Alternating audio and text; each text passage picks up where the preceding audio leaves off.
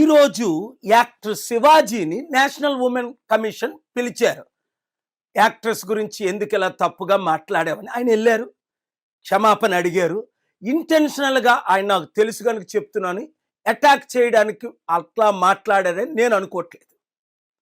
అయితే యాక్టర్ బాలకృష్ణ పెద్ద ఆయన ఉన్నాడు కదా, టీడీపీ ఎమ్మెల్యే, నేషనల్ ప్లాట్ఫామ్ మీద ఏమన్నాడు, నేను అమ్మాయిల్ని కిస్ చేస్తే నా ఫ్యాన్స్ లైక్ చేస్తారు, ఎలాంటి ప్రెగ్నెంట్ చేసియండి అన్నప్పుడు ఈ ఉమెన్స్ రైట్ కమిషన్ ఏది?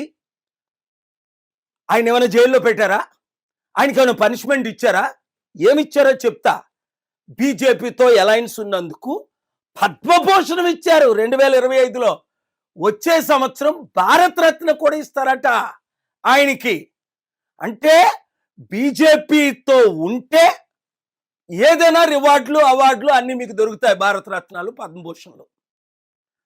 బీజేపీని యాక్టర్ శివాజీ ప్రశ్నించినందుక, నెహ్రూ గాంధీ కుటుంబాన్ని అప్పుడు ఎకానమీ బాగుందని ప్రైజ్ చేసినందుక యాక్టర్ శివాజీకి ఈ పనిష్మెంట్ ఇచ్చారు అని చాలా మంది ప్రశ్నిస్తున్నారు. అలాగే ఉత్తరప్రదేశ్ ఒక బీజేపీ ఎమ్మెల్యే అమ్మాయిని రేప్ చేసేస్తే ఘోరంగా సిబిఐ ఎంక్వైరీ చేసి ఇన్వెస్టిగేట్ చేసి ఆయన్ని కన్విక్ట్ కూడా చేసేసారు, ఈయన రేపిస్టు అని. కోర్టులు మాత్రం మాటమాటికి ఆయనకి బెయిల్స్ ఇస్తున్నాయి.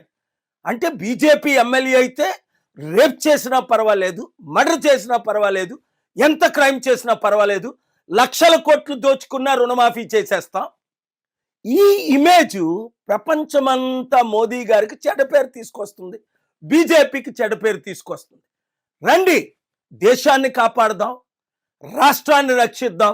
ప్రతి తెలుగు బిడ్డ ఈచ్ వన్ రీచ్ 10, ప్రతి ఒక్కరూ 10 మందికి 100 మందికి చెప్పండి, మార్పు తీసుకొద్దాం, రాష్ట్రాన్ని దేశాన్ని కాపాడదాం.